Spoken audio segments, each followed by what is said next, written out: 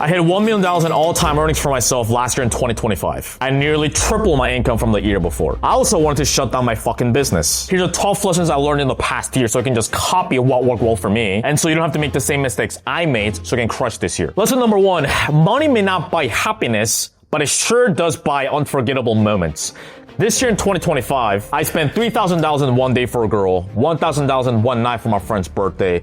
Also some random days where I spend $1K here, $2K here, so on and so forth, sending my parents money, sending the gifts. And here's what I realized. A lot of people say, hey, money doesn't buy happiness.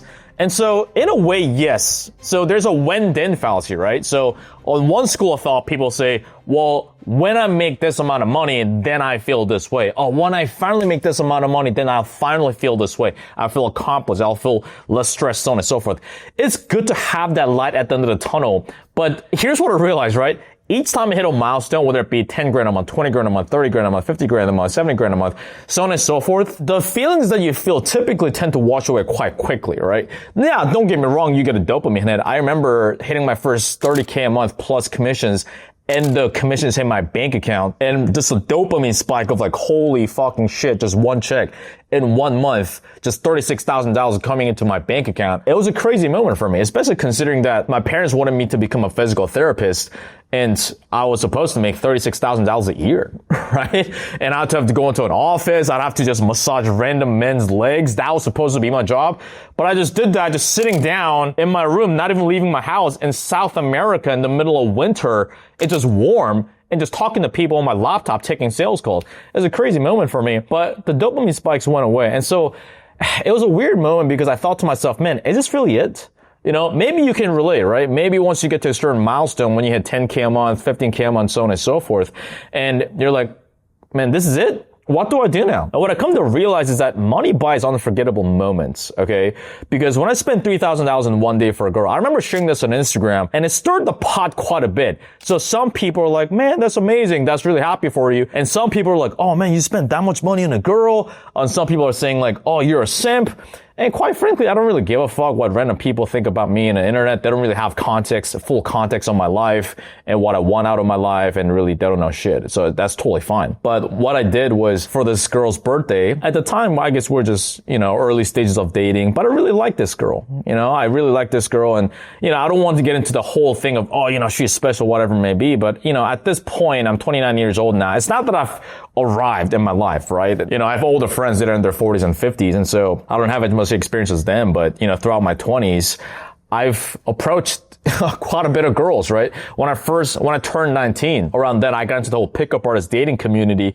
I was cold approaching 50 random women a day in the streets, at nightclubs, at cafes. I've dated women from all sorts of different cities, all sorts of different countries, right? I've dated South American women. I've dated European women, Eastern Europe, Western Europe, Asia, North American, American, Canadian, North African, you name it. And so I've had a bit of experience, and from that little data set that I have, I do like this girl, right? I do like this girl. And so because of that, I treated her to a nice birthday, right? It was her birthday. And so I booked out the hotel, and everything came out to about $3,000, including the hotel, the Uber that I got her, the dinner, so on and so forth. Now, I could have gotten a gift for her, right? Which might have been like maybe a Birkin bag, right? Maybe like a $3,000 purse, whatever it may be. That would have been great, right? I'm sure I'll do that down the line. But what I wanted to do was create some unforgettable moments, because when we look back at our life, that is the only thing that we have, right? Just look back at the year of 2025. Look back. What do you remember? Do you remember everything? Do you remember the amount of money that you made? Maybe you did. Maybe the things you got, like the physical things you got, so on and so forth. Those things are great. But what do you remember the most? It's moments, right? Even when you share, you might have shared on your Instagram, and you just remember moments. Like, that's all we fucking remember, right? And if we're lucky enough to make it to our deathbed, some people don't, right? When I was 21, I had a best friend from high school that didn't get to make it to her deathbed, He only got to make it to 20 years old. He's not with us anymore. But if you and I are lucky enough to make it to our deathbed, and we look back at our life, we're golden, we're old, right? We have wrinkles, we have white hair, maybe we don't have any hair, maybe we're barely able to move, maybe we're barely able to think, maybe we cannot even talk anymore at that stage. We look back at our life, maybe we have enough consciousness left to look back at our life. That's the only thing we're gonna have left. Moments. Right? We only remember Just blurred moments. And if you can think, right? Human beings are interesting because we easily forget about most things, right? Maybe you're 25 years old, 30 years old, whatever. Maybe you look back at your life. You don't remember every single second. You do not remember every single minute or hour. We just remember key moments, right? After that day, she texted me that, hey, thank you so much, like a giant paragraph saying that this has been the best birthday of my entire life. And she said, actually, it's been one of her best days of her life, period. And for that, I'm really happy for her. It's not that I'm like trying so hard to please her or whatever it may be, but it is a fulfilling moment. Right? And I had an amazing time with that woman also. Same thing for my friend's birthday. What I did was we went out to dinner at this restaurant, one of our favorite restaurants. You see Burj Khalifa, where it's tallest building in the background, right in front of you as you're eating steak, as you're eating whatever amazing food. Good music playing, good vibes playing. And with that, I also got a custom cake, that had his face on it. New business he was launching. We had that. And we just remember that shit. You know what I mean? I just picked up the bill. And yeah, it just came out to about $1,000. And another to end of the year with my girl, towards the end of the year, pretty much the last sunset that we had, I booked out a yacht and we saw the sunset as the sun was going down. And that was a really beautiful moment. We were just sitting on the front of the yacht, right? And those moments we remember pretty much forever, right? But in order for us to do that, what do we need? We obviously need money, right? So that's the beautiful part is money these days. I mean, it's just a tool, right? We always kind of know that theoretically, but whatever you want for your life, right? People that you care about, whether it be your parents, whether it be your friends, maybe for your woman, maybe if you have children, whoever, what kind of moments do you want to remember for yourself and the people that you love? Because again, that is the only thing we have, and time is passing by us. Time is passing by fast, right? 2025 is gone. Isn't that fucking crazy? It almost feels like the firecrackers went off to go into 2025 not that long ago, but it's gone now, and we're going to 2026. As awkward as it sounds. And by the time it watches, it may be way few years down the line. Time is really passing by fast, right? I remember visiting my grandparents last year in 2025 as well. And I saw that my grandfather, he cannot recognize me anymore. He's at that age where he cannot walk or he cannot talk anymore. And so time is passing by fast. And so during this limited time we have, which by the way, which makes life beautiful is the fact that we have a limited time on this earth. What gives us value is scarcity, right? Scarcity and value are interlinked, which is why you being in sales, you understand, right? Prospect just buy more if there's less of this scarcity. But this is real scarcity, not fake scarcity like, there's like limited spots when there isn't limited spots. But in reality, man, it is really limited. And we don't know. So it's an interesting thing because we're guaranteed that we're going to die. So death is guaranteed. But we don't know when the time is going to come for us. And we always like to think that, we will live until 70, 80 years old, so on and so forth. But, I saw firsthand with my best friend from high school, I told you, I thought he had tomorrow. He thought he had tomorrow, but he's not with us anymore, right? And so only thing we can do is just cherish the moments we have now. I know it sounds very cliche, but again, human beings forget all the time, right? And as Hormozy says, oftentimes we need to be reminded more than taught. And so I hope you use this as an opportunity. And if you can use this as an opportunity to really do that, then, and also as fuel and as tangible reasons to really get after it, to increase your skills, increase the opportunity that you're in right now, opportunity vehicle you're in right now to increase your earning potential, to have more freedom for yourself and really create more of these unforgettable moments. That's what it's all about. And another one too, at one point this year in 2025, me and my buddy Jun, we were in Bali for a business mastermind. We stayed there for a couple of weeks. And then after that, we flew to Korea, which is back home for us. And we flew business class, which again is another good thing, right? Money also buys convenience, which is a beautiful thing. Before, I would just sit in the economy class, just sitting there.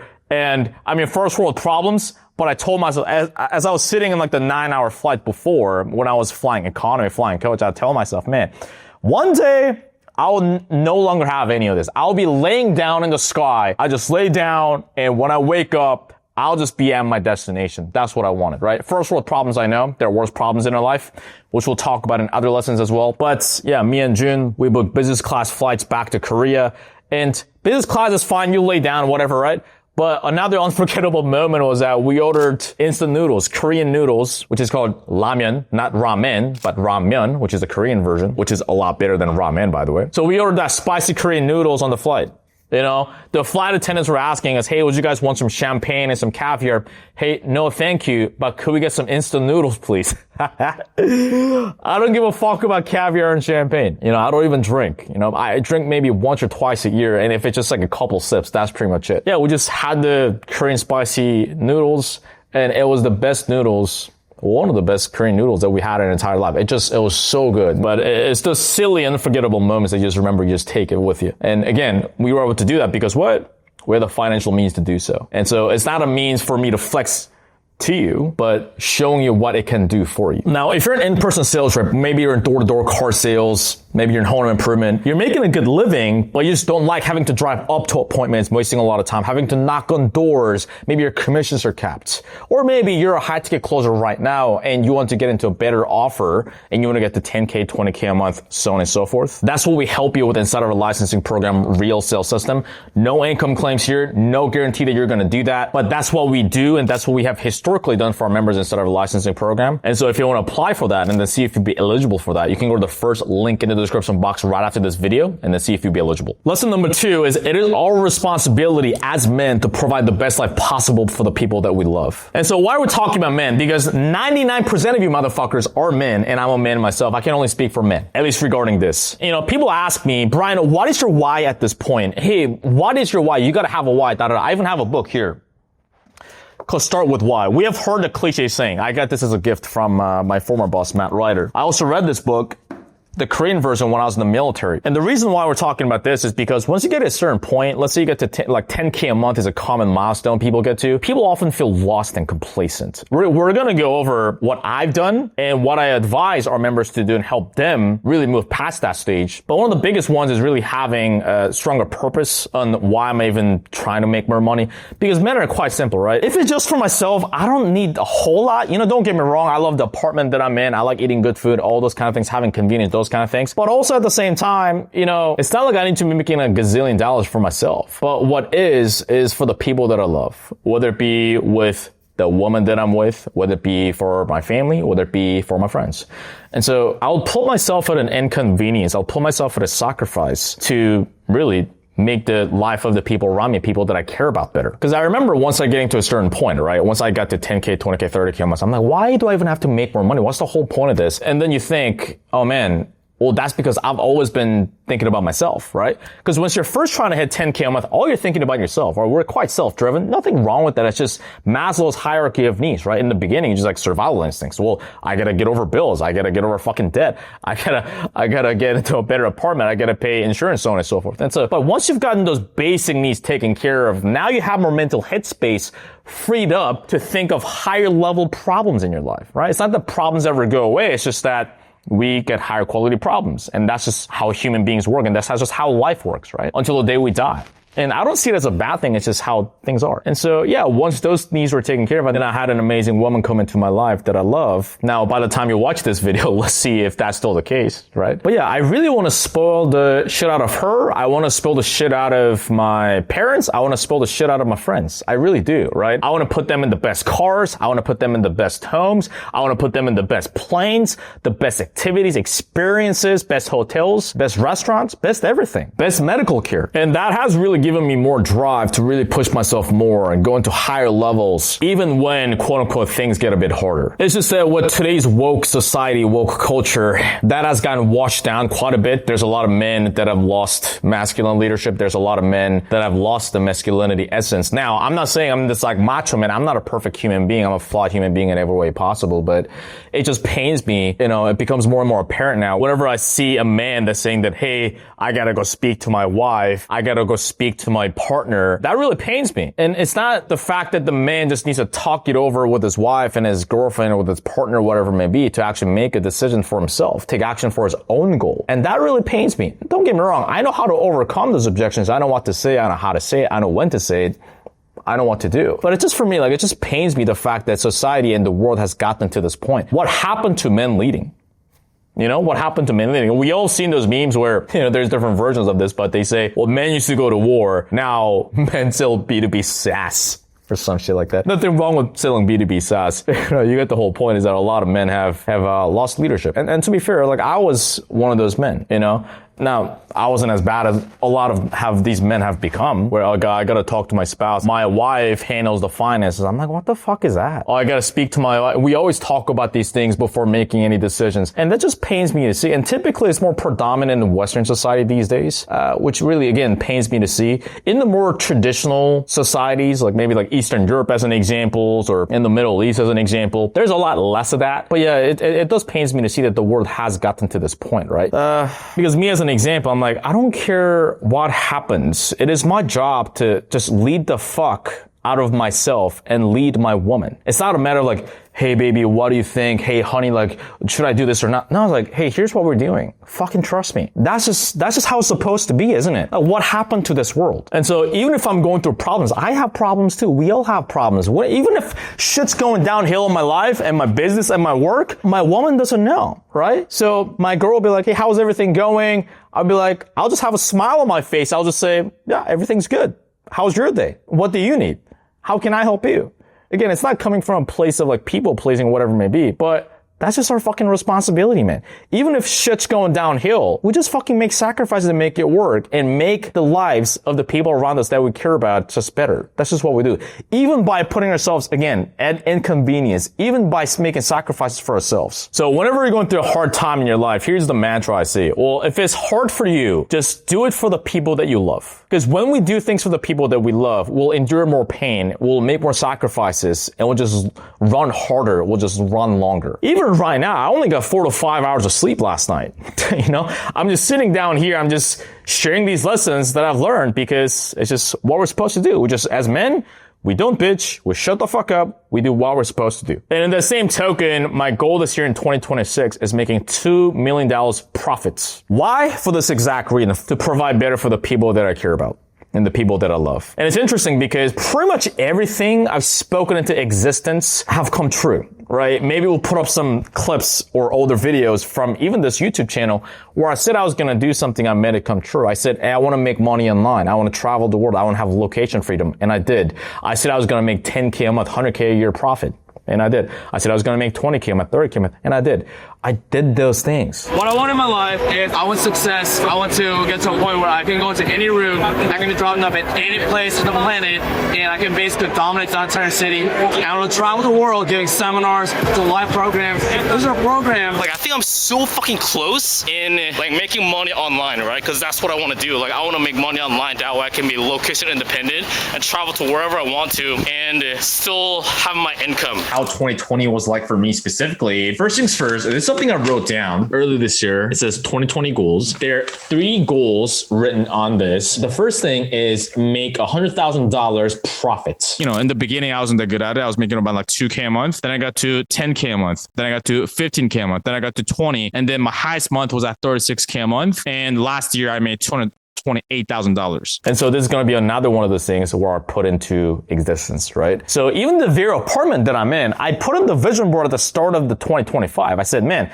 I want to live in this apartment. I want to be here, right? In this exact country, exact state, exact city, exact neighborhood, exact building. How many bedrooms? I knew that. Right? I reverse engineered it. I made it happen. And I'm going to do the same thing this year. Lesson 3, our highest highs are often followed by our lowest lows. This year, I've had the highest months in terms of income, right? Had the highest months, and it is just interesting because the amount of money it would have taken me maybe, I don't know, 2 to 4 years. I made it in 1 month, right? And without having to leave my house, just taking calls, right? Now, to be fair, this is for my own business. But it's interesting because right after I had my highest months, it was followed by my lowest month. And it felt like fucking eternity. It was like month after month, like shit breaking, shit not working anymore, just problem happening left, right, and center. And then just trying to fix it. It's not that I was just sitting there passive, making a lot of efforts, putting a lot of money, time, and effort trying to fix these things. It just like keep lasting. It's almost like things getting worse, right?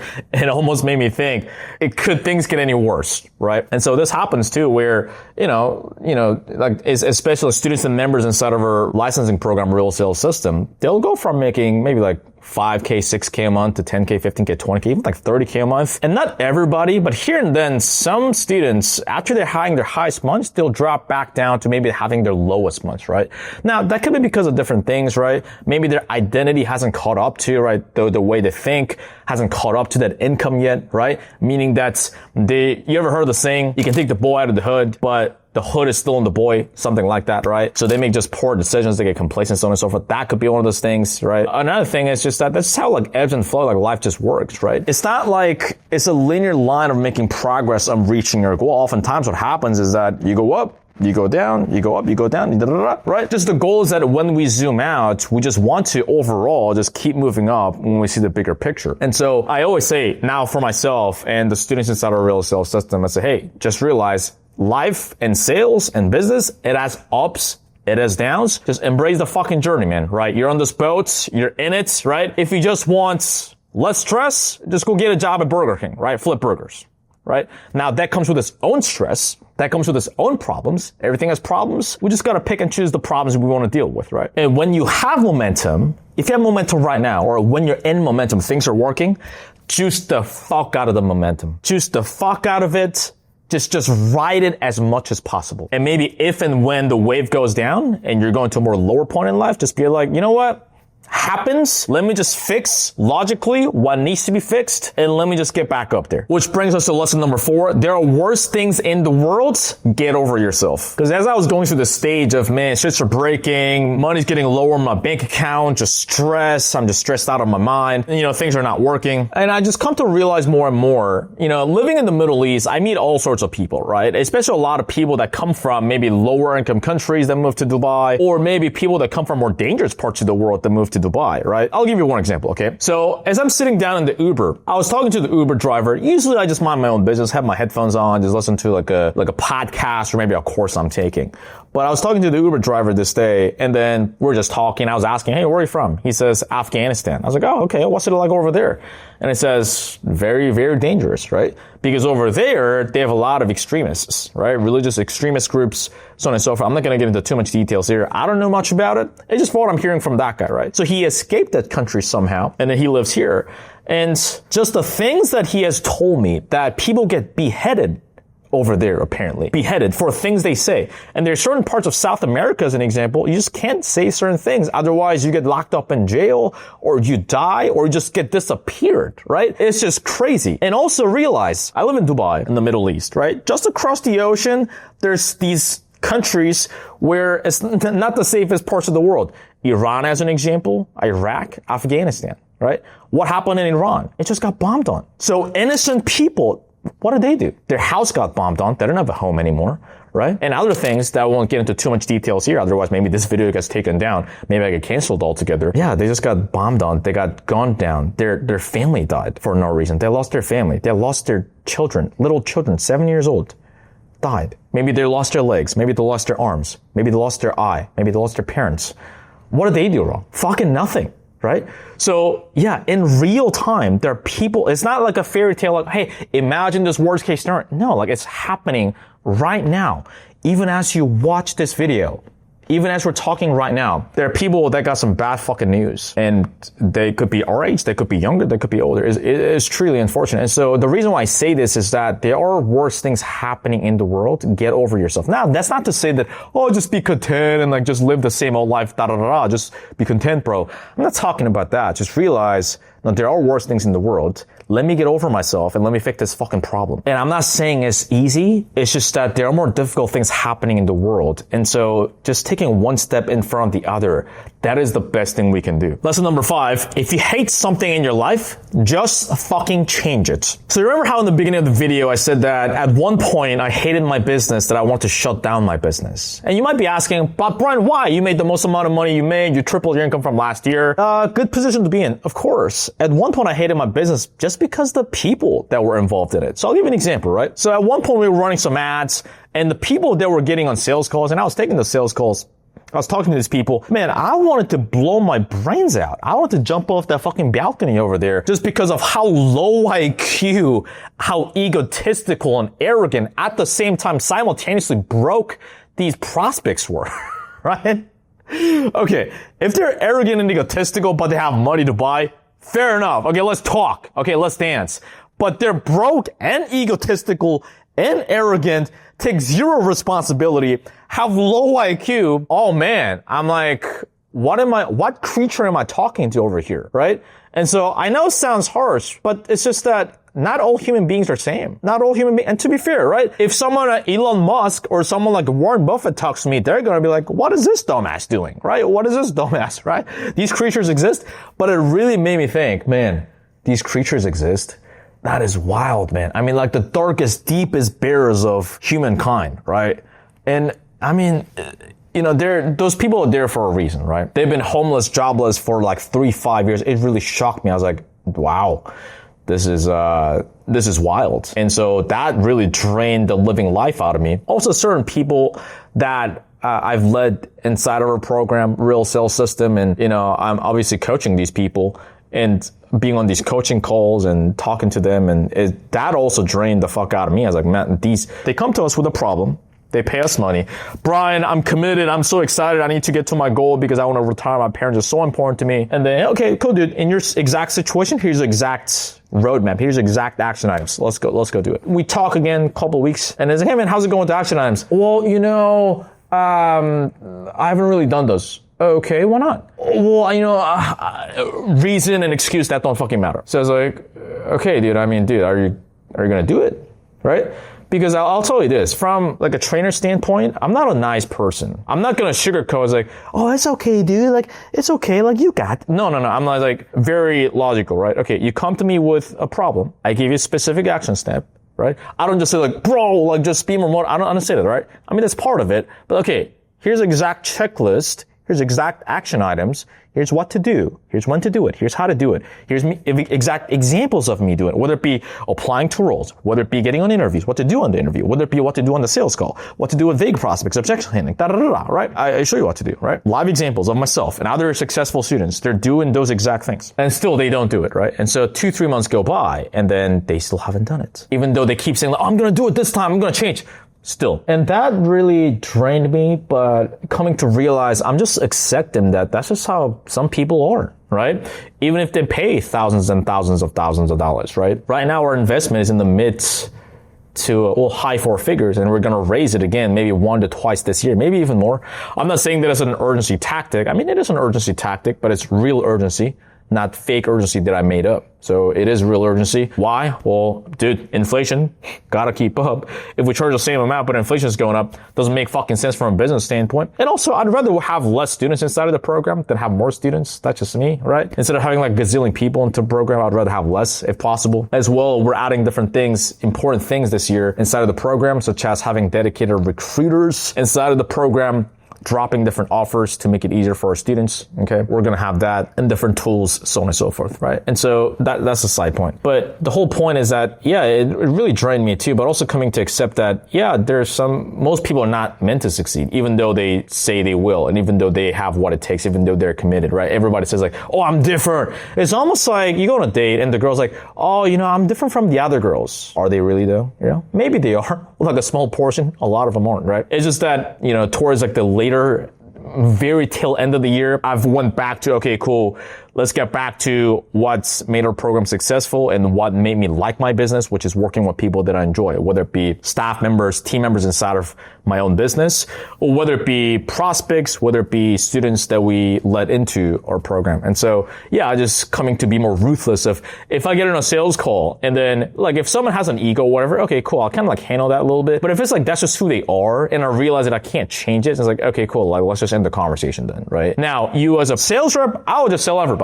Right? And you as a sales rep, you should do that too. I'd encourage you to do that. So not like pulling offers, so on and so forth. But me from a business owner standpoint, I was like, man, I don't want to hate my fucking business. I have to deal with you. I have to coach you. And if you're going to be a headache, then let's not deal with that, right? There's certain people that I've led into the program that turns out they had drug problems. And or some people, they're mentally unstable.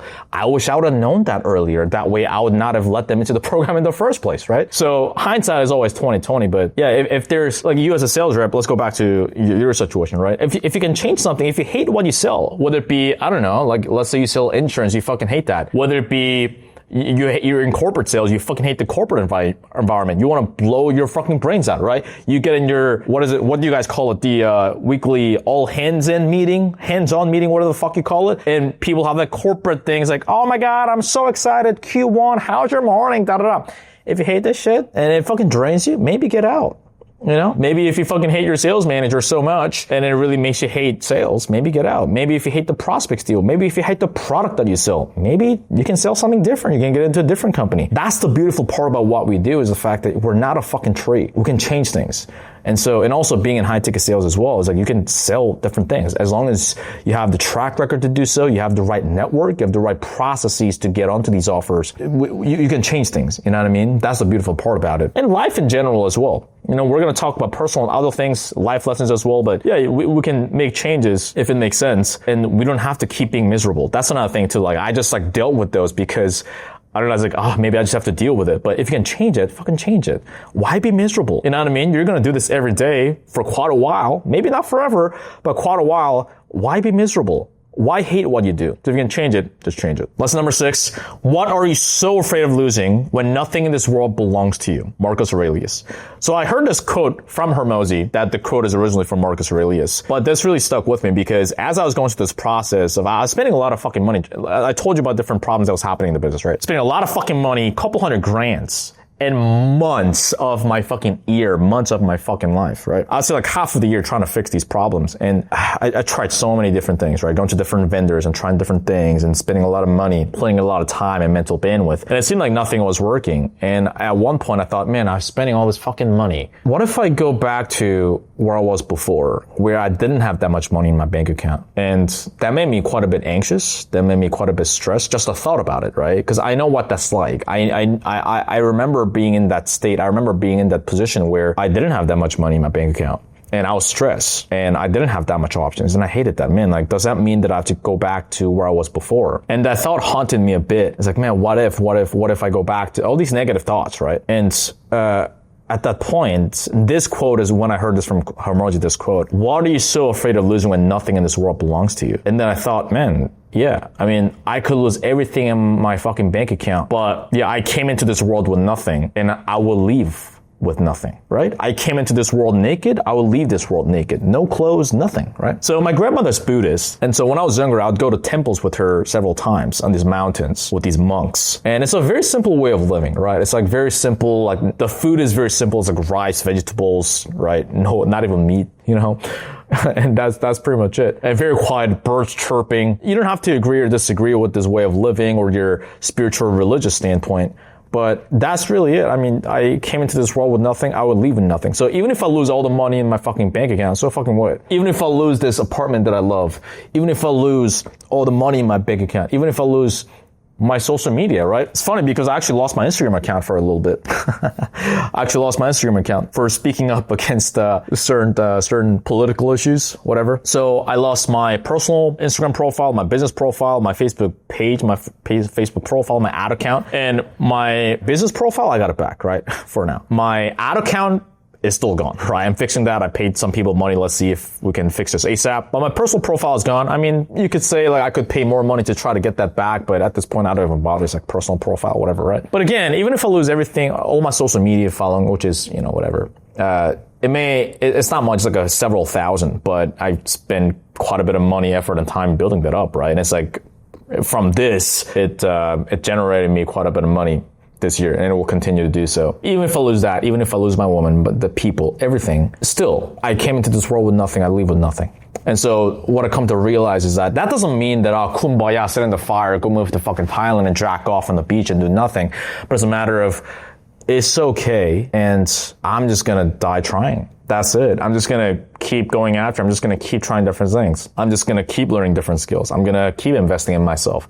I'm gonna get back up once again. In Korea, there's a thing called otugi. I don't know what it's called in English, but it's these toys where it's kind of like a little doll, so to say, right? Then there's a bottom, there's a magnet, it's like a round on the bottom. And so when you tip it off, it kind of goes like this and like it shoots back up. You tip it off, it always comes back up because of the magnet on the bottom. And so we always say, fall 7 times, get back up 8 times. That's really it. And so a lot of people get bogged down by different failures and different attempts to try that didn't work out. I've been there too. I get that it can be discouraging, again, it can make you a bit gun shy, but that only slows us down, right? What is that? It's just a purely mental, emotional thing. Pure mental, emotional thing.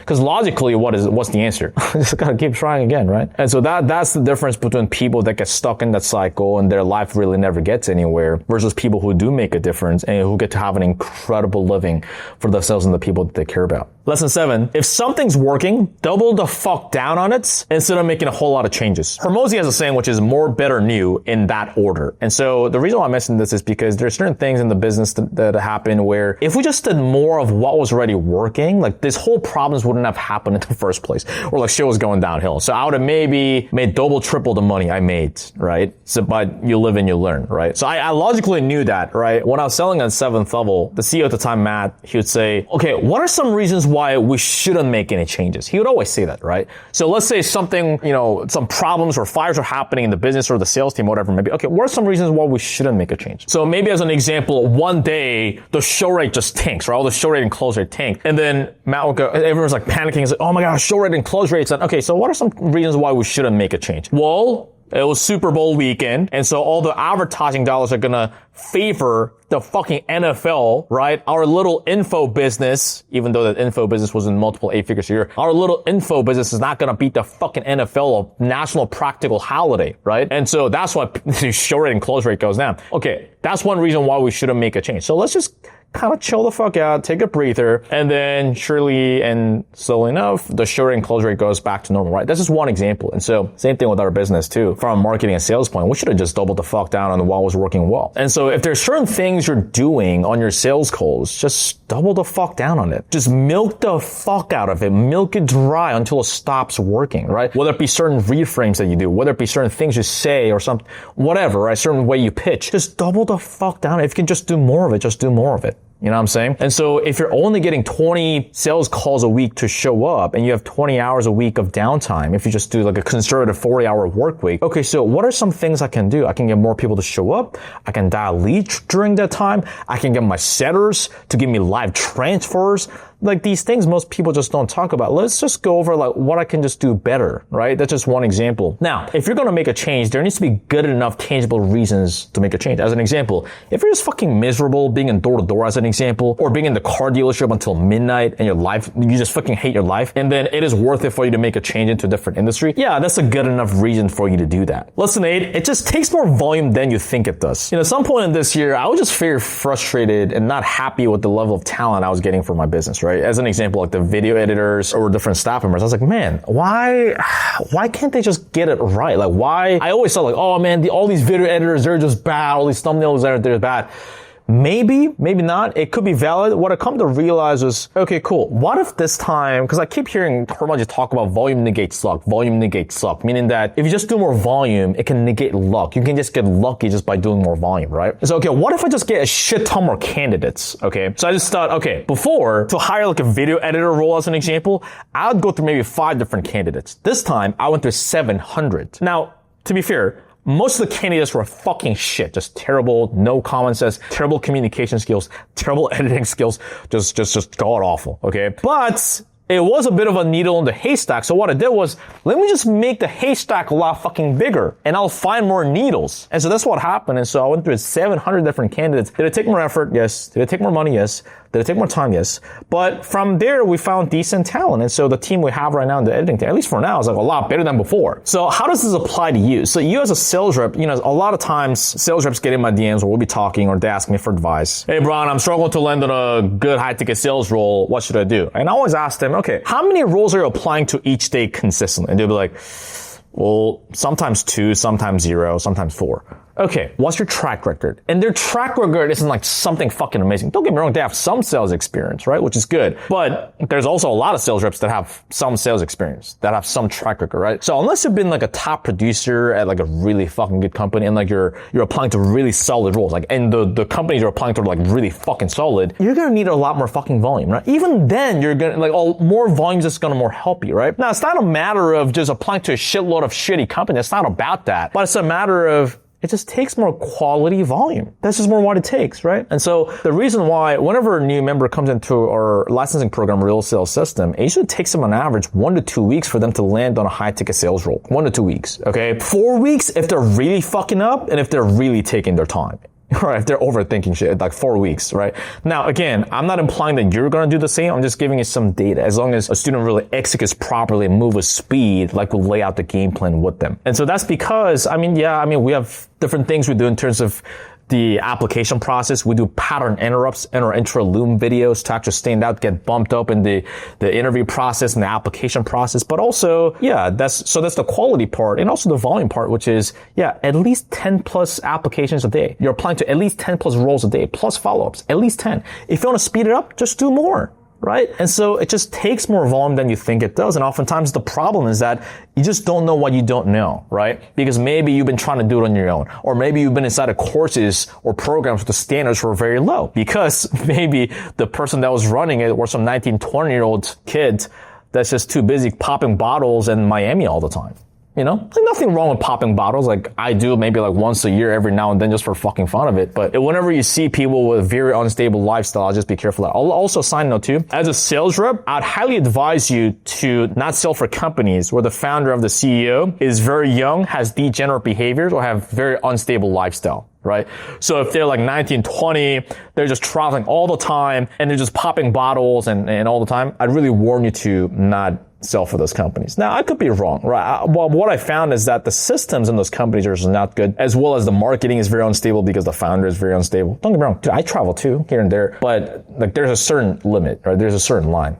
Anyway, that's a side note. But yeah, it's just different level of standards. And so whenever a new sales rep comes into our program, even if they've been through different courses and different programs, they say, man, like I've never, like the standards in this program is just on a different level because I will push you and hold you to a higher standard. It's going to be uncomfortable, right? I'm not here to be your friend. I'm not here to be your bestie, right? I'm going to be like, like you're doing good. Like let's push more. Like you can do better. Right? Your excuses, your goals don't give a fuck about your excuses. Although reasons may seem valid to you, but it doesn't really matter the fact that you still got to really hold yourself to a higher standard. You got to do these actions. And so we have a choice, right? I can be your therapist, right? I can just listen to your problems and say, oh, it's okay, you're doing good. Or I can hold you to a higher standard. Which one do you want? Only one of them has a higher probability of you getting through goal and getting there quicker. Lesson 9, who you are in sales calls is a simple reflection of who you are outside of sales calls. Okay. So a lot of sales reps ask about, hey, what's the exact word track?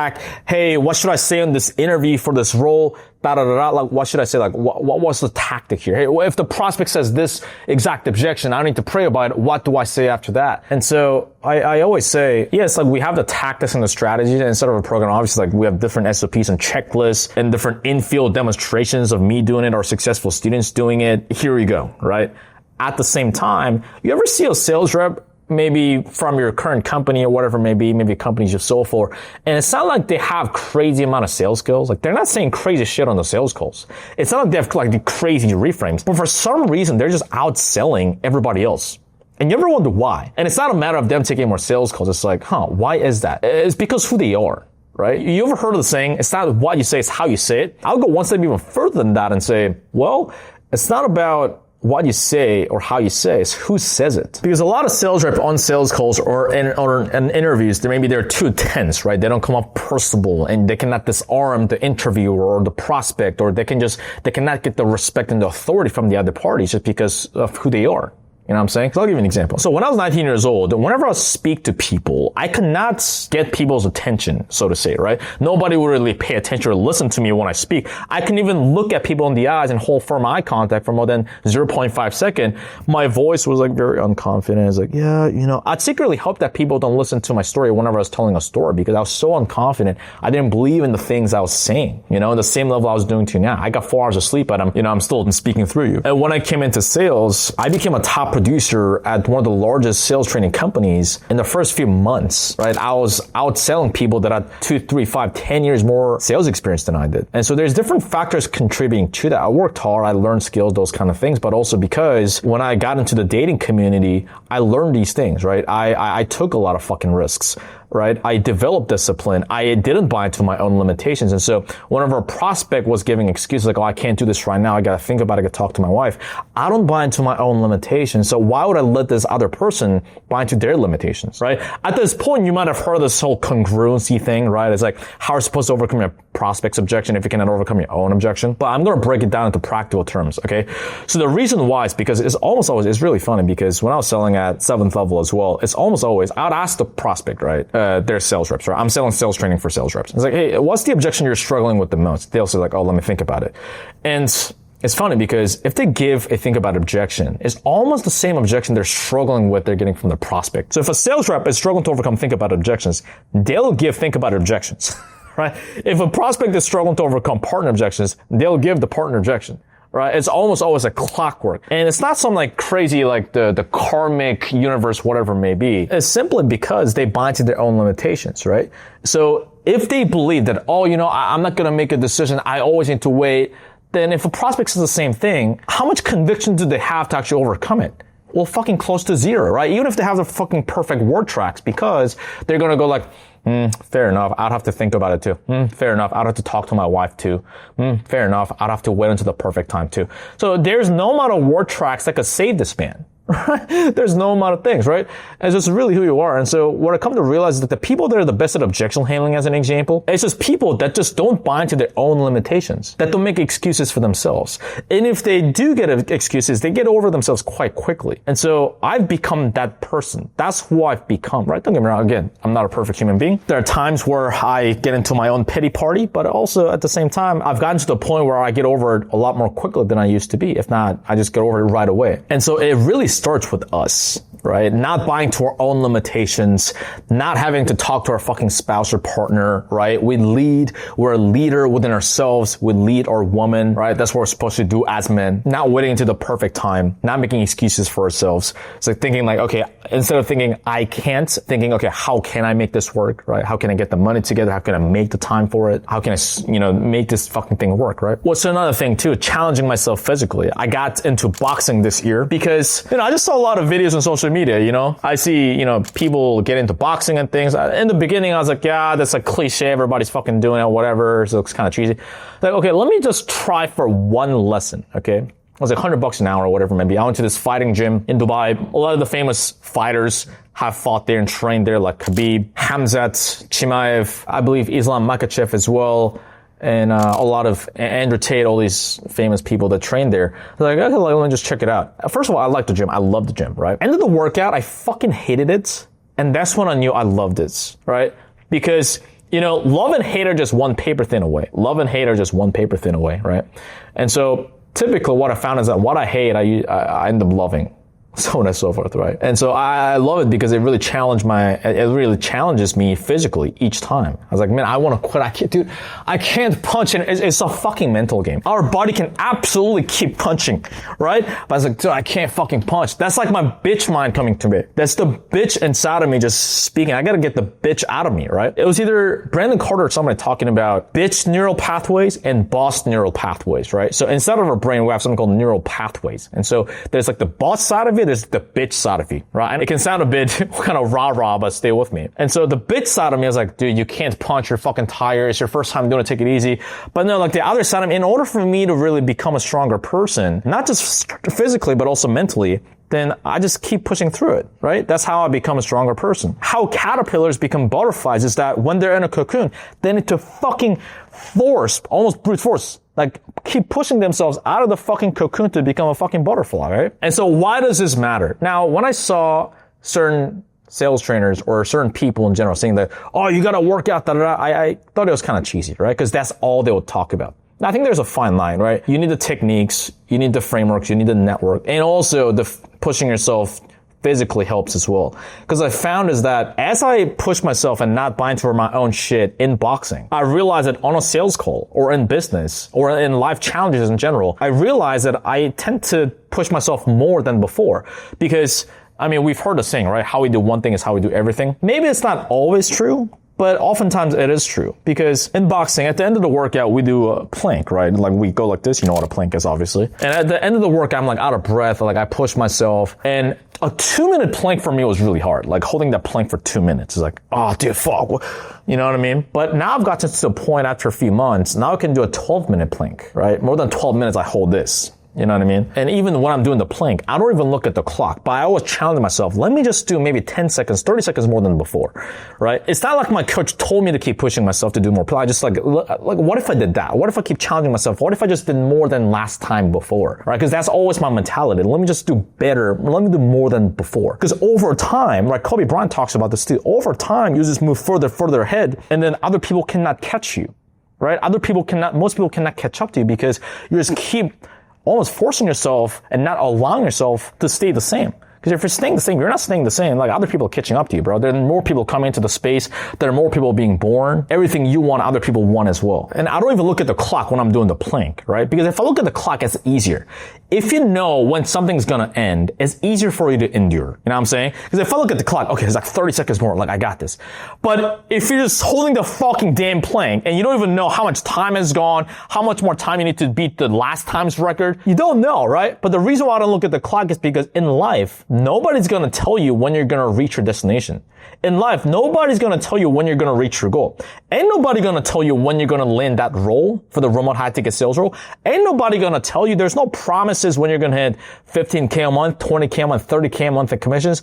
And there's no promises when you're going to retire. Ain't no promises when you're going to find the love of your life. Nothing. There's no guarantee. And so I simulate the same scenario. I know it can sound a bit extreme or silly, but it's the same mental muscle, right? The same neural pathways in our brain. And so I hold that plank. Fuck. It feels harder than last time. Have I even gone through it yet, right? And so I just don't know. I don't know how much more time I have to go. It's just that I look back and I beat the record almost every single time, right? Except for one time.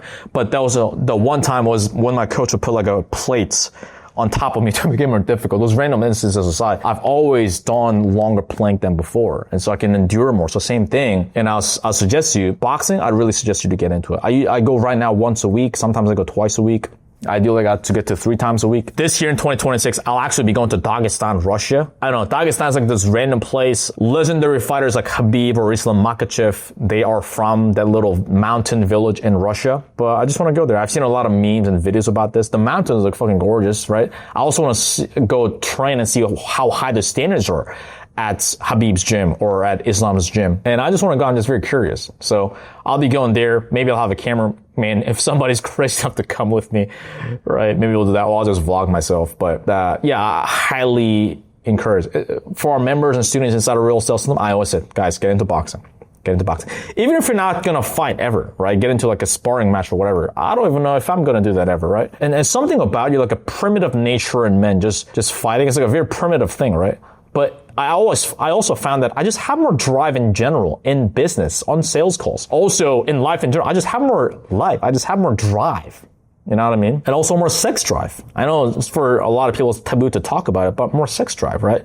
It's just better in anything. And also now the part 2 on this point is whenever somebody asks me, hey Brian, like how can I get better at sales? Like should I read a book? No, I said, okay, number 1, talk to more prospects, okay, whether it be your booked inbound calls, outbound follow-ups, upsell, whatever it may be. And when you're not working, just talk to people as you go about your day, right? Because I would contribute my quicker success, if you want to call it that, when I got into sales. People were like, oh, this guy came out of nowhere, became a top producer at the largest sales training company. And then people are like, how did this guy do that? Well, because before I got into sales, that's just the person I became. Like the person, it's almost like the Mr. Miyagi moment in Karate Kid, right? It's like these like wax on, wax off, like cleaning the cart. Dude, when am I gonna fucking use this thing? And then later on, like you get into a fight, it's like, oh, so these exact moves, you block out the punch, you block out the kicks. When I was just cold approaching random woman, I did it to lose my virginity. Little did I know when I got into sales, I used the exact same fucking thing, the same tonality techniques, the same way to get more authority, the same way to deflect the prospects trying to shit test you, trying to test you. All those things, like same thing I learned in dating, I just transferred into sales, right? There's a lot of things I learned from sales trainers. I'm very grateful to have learned from my mentors. There's a lot of things I learned just from like fucking being in the trenches, talking to real life human beings and dating in like weird scenarios, in like nightclubs, like trying to hold the girl's fucking attention, right?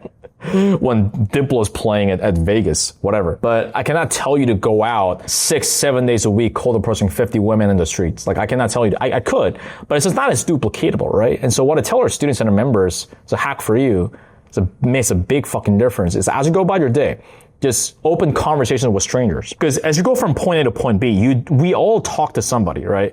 When I go from my building to the gym, I talk to the receptionist. I talk to the person at the cafe to order my espresso. Over there, start practicing what you need to get better at. If you need to get better at holding more firm eye contact, speaking louder, speaking with more conviction, more swagger, being more personable, smiling, right? That's like a big thing I had to work on. I've improved a lot. It's like smiling, being more personable, cracking jokes, right? To disarm people and then being more likable.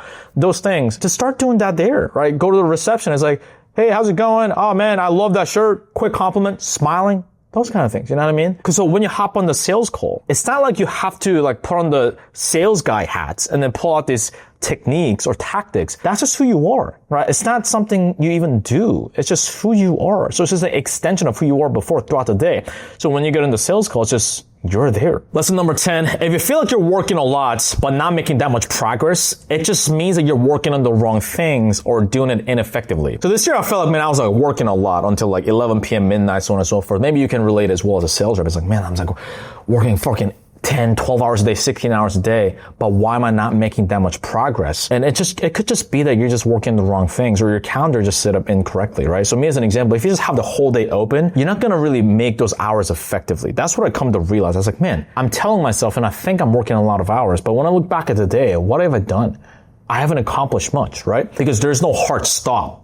There's no end. So you just like sit at your desk and you think you're working, but by reality, you're not being effective with those hours. And so I've come to this realization and I'm like wasting quite a bit of time, like task switching, going from this task instead of just focusing on one task, right? Checking messages and emails, instead of just doing revenue generating activities more. And so that's a big pitfall that people fall into for myself and other sales reps as well, and most humans. And so coming into this year, I'm going to have a hard stop. Okay. So I'm going to have a hard stop at this time. After that, I'm not allowed to work. After that, I have to go outside of the house or anything but not work. And so what that's going to force me to do, there's something called Parkinson's effect in psychology, right? Which is human beings just take as much time to complete a task as much as they think they do, right? Meaning that if they think that they have 24 hours to complete a task, they'll take 24 hours. If they only have 2 hours to complete the task, they'll somehow figure out a way to complete the same task in 2 hours, right? So I'm going to have a hard stop. So now I'm going to force my brain and ask myself, how am I going to complete that in that amount of time? Now, don't get me wrong. There are times where something's urgent or certain events that's happening where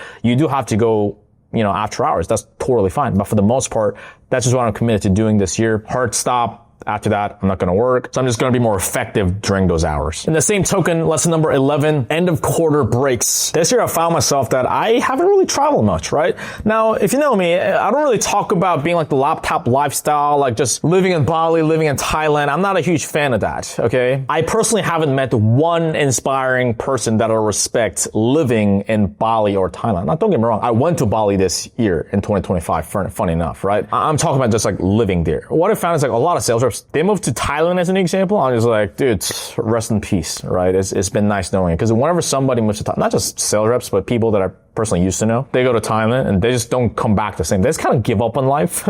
They get very complacent and their life never gets anywhere, right? So deep down, they're not really happy with that, but they get complacent, they fall into the stoop. Nothing wrong with it, dude. If you enjoy just being settled, being happy with making $5,000 a month, all power to you. I'm not about that life. I want to do a lot better, bigger things in my life, right? But long story short, I found myself just working, just being in Dubai. There's seasons, right? Now, if you're at a point in your life where right now you're making a transition, right? Whether it be you're trying to make a lot more fucking money, you're committed to, have a home base, settle with that. But you can't just do that forever. Life is all about seasons. And so I found that I start to hate work a little bit, right? Because I'm just like work. There's no me getting outside of my home base, which is Dubai, or going on breaks here and there. And so again, it's not about just fucking off for the half of the year or whatever it may be. We're not talking like doing passive income lifestyle. We're not talking about that. But we are talking about at the end of each quarter this year, I'm going to take a break. I'm going to force myself, even if every muscle in my fiber is like twitching out, like I need to work, I want to work. Just fucking off. Like I said, I'll be going to Dagestan, Russia this year. I'm also going back home to Korea this year. Miss Korean food. I'm homesick as fuck. Those will be my Q1 and Q2 breaks. Q3 and Q4, I'm not quite sure yet. maybe somewhere in Europe. I don't exactly know, but those will come as months go by, but I will do that. And what that's going to do is allows you to recharge, refresh, as well as makes you miss work as well. We kind of need that, right? We don't get to appreciate something or miss something unless we are deprived or it gets taken away from us. And also when you go on those breaks, it helps you see the larger picture, what you need to do in your work, where you want to go in your life, some like creative ideas or something you never thought of just happens, because if you're in your day-to-day the whole time, it doesn't give our brain the opportunity to really think in different ways, right? But when we go away, go to different places, zoom out, then now it's like it just kind of almost magically comes to us. Not to put expectations it will come to us, right? Like woo, whatever. But oftentimes it don't happen. At least gives us the opportunity to do so. So those are things I'll be implementing this year. Lesson number 12 is ignore the noise, follow the game plan. As you're trying to make things happen in your life, as you're trying to go up and move further ahead in life, there will be certain things, certain people that doubt you, talk about you, so on and so forth. This happened in different stages, okay? So when I was first trying to make money online or whatever, I was trying to become more successful, then it was usually my fraternity brothers in the group chat that was just talking shit about me, right? It's like, oh, why is Brian trying to do this? Why is he trying to be like a motivational speaker, trying to be like a DJ Khaled knockoff? Ha ha ha, who the fuck knows? Making fun of me. It's people who are supposed to be my own brothers, right? That happened. And then, as we started running ads, it was people calling me a scammer, people calling me this, people calling me that. And then aside from the fraternity brothers, it was also my parents, right? Like my mother said when I was dropping out of college and I was trying to do this make money online thing, she said, what are you doing? Have you lost your mind? Are you digging your own grave? Those kind of things. Again, nothing wrong with her. It's not her fault. It's just different generations, right? It's not her fault. She just doesn't see that from our generation. After that, later on became people calling me a scammer, people calling me like a pyramid scheme, all those kind of things. And later became recently just people making up straight up lies about me and posting public videos about me on the internet, right? Recently, there was a sales trainer that made up a straight up lie about me to get more views and try to make himself look better, try to feed his own ego. And later, when I confronted him about it, when I asked him about it, he just avoided a responsibility completely, saying that, oh, dude, it was like the editor who did that, even though he was the one that said it, right? So made up complete lies about me. There's also other sales trainers that make up lies about me, right? Saying that they outsold me when in reality I outsold them, right? Or people, whatever, doesn't matter, right? And there are certain sales trainers or there are certain people that say that they coached me, but in reality, they never coached me. And so these things happen, then just move on, right? I got better things to do. Before I got caught up a little bit, I got a bit emotional about it, not gonna lie. But then I come to realize that, I don't give a fuck about any of these people. I'm never gonna see these fucking people. And quite frankly, most of the sales trainers are just pathological liars and they have deep insecurities deep inside and they just want to fill a void. And this is how they are, right? A lot of sales trainers, they have cheated on their wife. I can name drop several right now, but I won't. There are people that just straight up make up lie. They're just lie repeatedly. They make up lies about their numbers, how much money they made in commissions. Reality, they did not make that much, but they've lied so much that now they believe their own lies, so to say, right? Which is unfortunate, but it is what it is, whatever, right? I'm not a perfect human being by any means, right? I'm not maybe there's things without even knowing, I just misspeak or whatever maybe, but I try to speak the truth as much as possible. And I try to do good for myself as much as possible. But yeah, that's why even though I'm in the sales industry, I just don't fuck with, I'm not friends with 99% of people, because most people are just, they're just people I just don't want to associate myself with, right? I think sales trainers and pickup artists and dating coaches, these people are just the worst. Right? Those are the worst. They're the biggest narcissists and they have the biggest deep insecurities deep down. They just want to fill a void. Maybe that's why they became quite good at sales or speaking with women just by manipulating and just being a narcissist, right? Me maybe being one of them, right? I don't think I'm as extreme as, a lot of the people in the industry, but yeah, I can count on less than one hand people I think are really genuinely good humans that I'm friends with who are sales trainers or sales agency owners or sales managers, so on and so forth. Because like I said, most people I just don't want to be associated with those people. It is a shame. But again, I'm not here to make friends. I just do what I got to do. It's a business at the end of the day. I just make money, help the people that I help. And then, I just try to mind my own business. It's just unfortunate that some people just want to create drama and want to start drama. But it is what it is. But you just ignore the noise, right? Same thing if you have, hometown people, your friends, whether it be your parents, they're doubting why you're doing that, you should be doing this. Just ignore the noise, block out the noise, just follow the game plan anyway, right?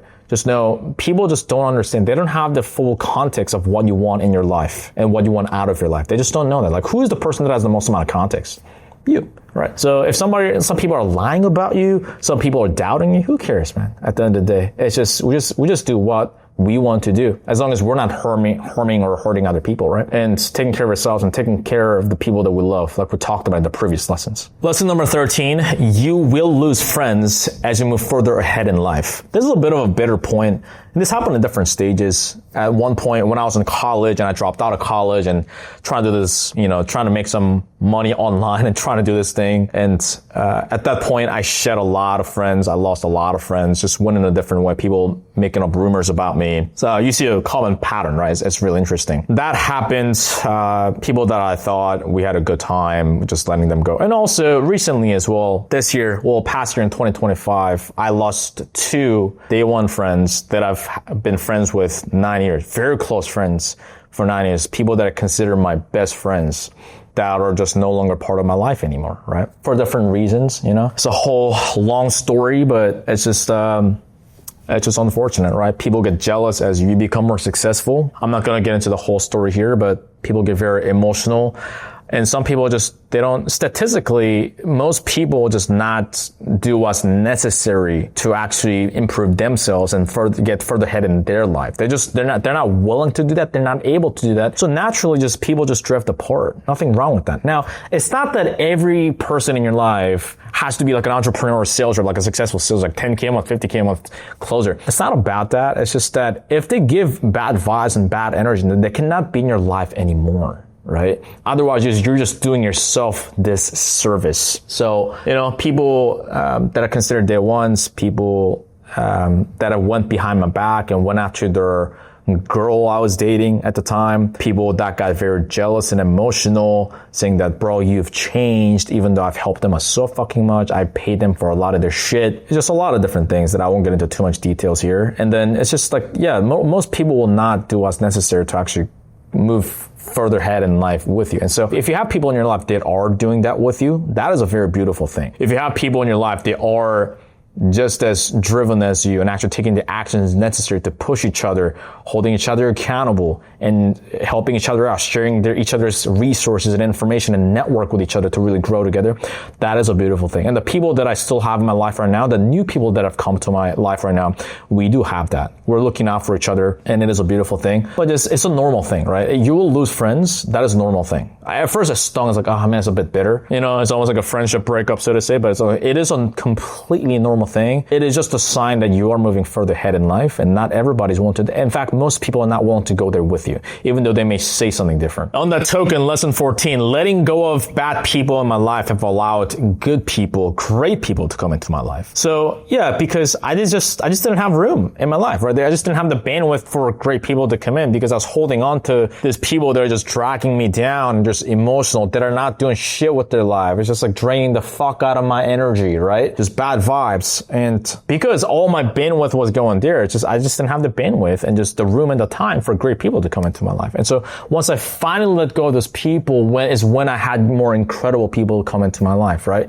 My friends right now are very successful business owners, making 7 figures a year, 8 figures a year, so on and so forth. Successful in their health, in their relationships, so on, in different domains, right? Maybe they're good in crypto, maybe they're great with real estate, maybe they're great with cold calling, or they're great with like whatever, right? So it's not always about like, oh, they're great friends because they make more money. It's just that as humans, they're just better people, right? Intellectually, they're more intelligent. Emotionally, they're more intelligent. Whenever we have disagreements, we're able to have conversations and then we're able to talk it out instead of the other party getting too emotional and it's almost like I'm talking to a fucking woman or talking to a child. It's not like that. And it's like we try to help each other, sharing different network. Hey, you have this problem too. Let me help you with that. Okay, I know these people that can help you, so on and so forth. Like we're doing that with each other. And that is truly a beautiful thing. And so, yeah, I have better friends now. I have better people in my life now. You know what I'm saying? And so that is, I was only able to do that once I got rid of the garbage in my life. And so I really had the best days of my life. I had the best birthday. It's funny because some of my friends bought me couple of one-on-one sessions with a really well-known big business owner. They paid $3,000 so I can get on one-on-one calls with this business owner and a bunch of different things. And so, yeah, it's when you have those people in your life, it's truly a blessing. Lesson 15, if you feel lost or complacent after hitting a milestone, set another milestone. I went through this, as I earlier mentioned, once I hit about 10K 10K a month in commissions. I was like, man, I've wanted 10K a month for the longest time, and now I can move out. I've have my own apartment. I'm able to travel here and there. I'm able to go to nice restaurants here and there. I give my parents money from time to time. And after that, I realized, man, what I do now? It's almost felt like I've arrived. It's really cute to think, looking back. It's like 10K a month right now. It's like fucking no money, right? But looking back, I was like, I thought I arrived. I feel like lost. What do I do now? I felt complacent. And that's a common thing because when you're so fixated on a goal, you conquer one mountain. You get to the top of one mountain, you're almost like, what do I do now? Olympians have this problem, by the way, right? I saw Michael Phelps in an interview. They said, yeah, Olympians, after winning a gold medal, going back to the hotel room, they feel the most depressed. It's like a big, like almost like clockwork, right? And so when we have that, what do? We just got to set another mountain. We just got to look at another mountain to conquer, right? And so after hitting 10K a month, it's not just about like, 20K a month, 30K a month, Yes and no. We got to have a good enough reason for it. In the early lessons, we talked about this, right? And so that is the conclusion I came to. It's like, okay, I can buy like a cute apartment. I can travel here and there, but it's not about can I do that or not? It's like to what degree, right? Because listen, when I travel, I can get like economy class, stay like a 1-bedroom Airbnb, kind of like half decent, or I can get first class flights, right? For me and my woman, or for my friends, or for my parents, and we have the best experience possible. We stay at the nicest fucking hotels, go to the best fucking restaurants, don't even fucking flinch, don't have to stress about who's gonna pick up the bill, right? Because whenever we go out to dinner with friends now, the bill comes out to fucking at least like 1K, 2K, right? But now we're not stressing out over like who's gonna pay, right? It's sort of like we're always reaching out like for our phone when the waiter comes, or sometimes we just like sneak behind, like secretly trying to pay the bill, right? Because we always fight over, dude, I'm paying for it, fuck you, I'm gonna pay for it, right? We're always reaching our phone and our card to the waiter. It's like, no, use my card. Even though the bill comes out to 1K, 2K, 4K. So the whole point is, yeah, set another mountain to conquer and have a good enough reason for it. Just not just about having money, but the mountain is not just about the number, but like what that allows you to do. You know what I'm saying? So you gotta map that out, have a good enough reason for it. And so that's what gives, because human beings, we always that thing. We always want to keep progressing, right? Tony Robbins talks about 6 core human needs, and one of them, I believe, is called growth, right? Human beings, we just 6 core human needs. We just want to keep growing, right? We don't want to stay stagnant. And so otherwise we feel like we're decaying. We'll feel like we're dying. And so it's just set another milestone, whether it be, I don't know, like a bigger apartment, if that excites you, whether it be like a specific car, whether it be putting your woman or parents, like retiring them, whatever, right? That's going to require a different level of income, different level of skills, a different level of opportunity vehicle, whatever it may be, right? Different level of drive for me, different level of man you got to be. And it starts here. Lesson number 16, delete social media from your phone. I cannot, man, my life has gotten so much fucking better. I did this at the very tail end of 2025. Like the last 1 to 2 weeks, I deleted Instagram and Facebook and pretty much most things, except for maybe YouTube. Like I deleted everything, or like my communication apps like WhatsApp and so on and so forth. And man, I remember doing this a few years back, and I really missed this, and it's like incredible because I have like so much more headspace now. I'm not wasting as that much time, because before, like when I wake up, yeah, I used to be pretty disciplined, but some days I would just like, if I'm tired, like I would just like scroll through like Instagram for no fucking reason. Or when I'm at the gym, I'm just like scrolling through Instagram. I don't even know why I'm doing it. My brain's just like gone, right? I'm not even thinking. I'm in like zombie mode, start scrolling, because it just become a habit, which is a terrible thing, right? Your attention spans gets fucking shot. You can't focus on anything. You're not present when you're talking to people, when you're with people. On sales calls, you're not as sharp. You're just wasting a lot of time, and time that you could be making money and spending time with your people that you love, right? And overall, like your brain just feels more drained. So I deleted Instagram. It's like, man, I still don't have Instagram from my phone going to the new year, and I plan to keep it that way. And this is probably a bad thing for me to tell you this, because technically I'm biased, right? I would want you to have Instagram on your phone. That way you consume more of my content, right? But I don't know, it's just a beautiful thing. And so YouTube, I still had it because YouTube, I use it for education purposes. But I set it on my phone where I use certain apps where I cannot open YouTube until like after 10 minutes after I wake up.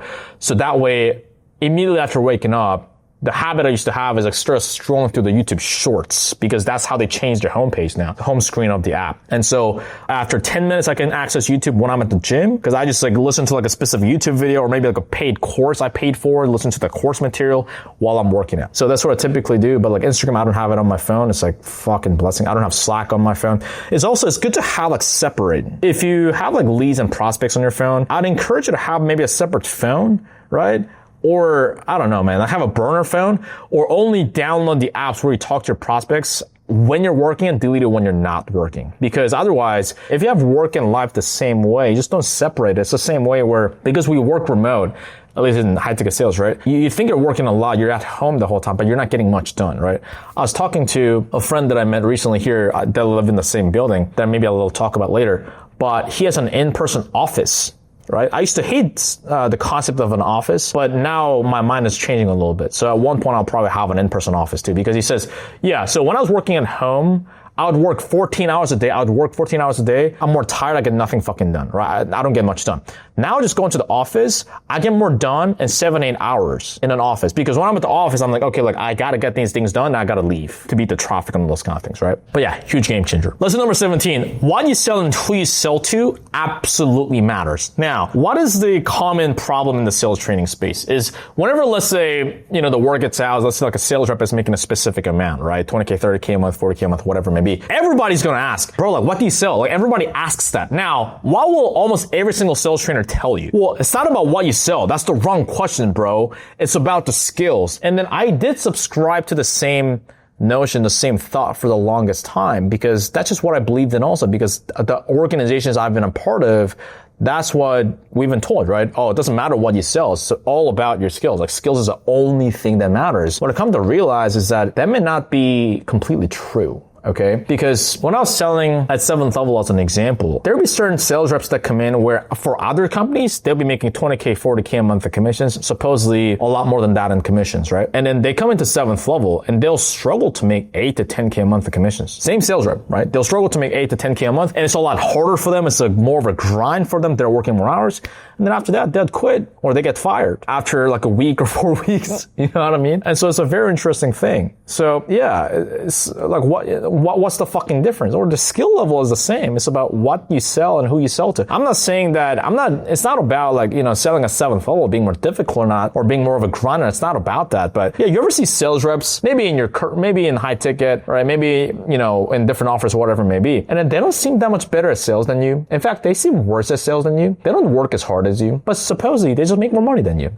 They make more commissions than you. It seems like they're working less. Why the fuck is that, right? Well, they're selling something different, right? I'm not saying always. It's not that skills don't matter, right? It's the problem is that sales trainers was talking like, skills is the only thing that matters, bro. Or some people say, offers is the only thing that matters. Well, it's fucking both, right? That's what I say. And I don't want to be right. I just want to make a lot of fucking money.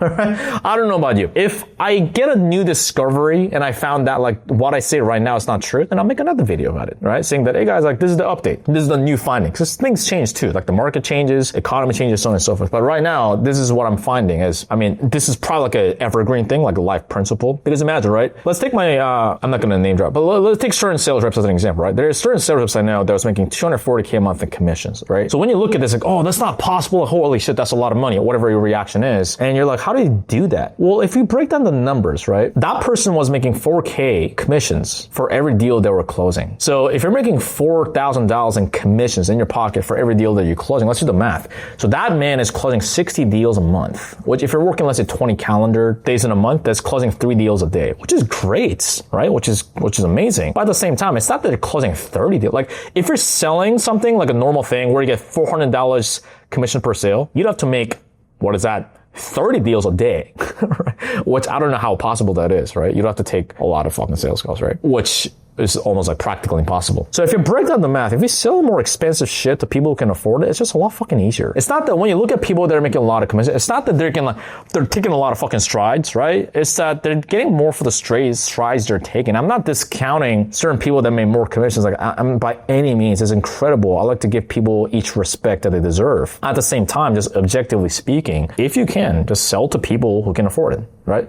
People who have more money, right? Selling to high income earners, business owners, entrepreneurs, investors, whatever it may be. Now, sometimes you may have to work your way up. Sometimes you may have to sell like a regular thing where you sell something for $5,000, you can get 10% commission. You make $500 for commission. Something pretty standard like that. You get some track record, you get better leverage from your network, and you move your way up to the more expensive shit. But yeah, like eventually it does come to a time where like you sell more expensive shit. We call these whale offers inside a real sales system. And so that's another thing we go over as well, but this is another high leverage activity. Lesson number 18, having one woman is more optimal to reaching your financial goal than having multiple women. I don't know. I never knew the day would come for me to say this. Now, I'm not saying that, hey, you should be monogamous. I'm not promoting. You can do whatever the fuck you want, right? Because historically, throughout my entire adult years, I've been like 99% of my adult years, I've had multiple women pretty much my entire adult life, right? It's not like I was hiding. It's not like I was lying. Whenever, if a woman asks me, hey, are you seeing other women? I'll say like, yes, I am, right? So maybe that was some dating coaches said that was a bad thing to do, but I don't know.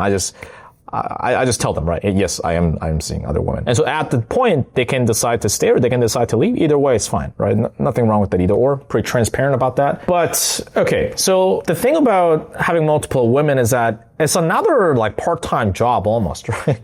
Because you got to do lead generation. You know what I'm saying? You got to do lead generation. Maybe you're out there cold approaching, going to the clubs or bars or restaurants, right? Or maybe you are dating and swiping on dating apps. Right? Maybe you're on Instagram DMing, whatever you're doing. Then you got to do the lead nurturing, which is you got to text them, you know what I mean? And then also you got to book the appointment, right? You got to do the appointment setting, which is, hey, let's set the dates, right? The dinner, right? And the thing with this is like, as you go into like higher quality women, like you don't get away with like coffee dates, like, hey, let's Netflix and chill. Like that doesn't work with higher quality women, right? Contrary to what pickup artists and dating coaches say. The thing is, I found that most pickup artists and dating coaches, they just don't get with higher quality women, right?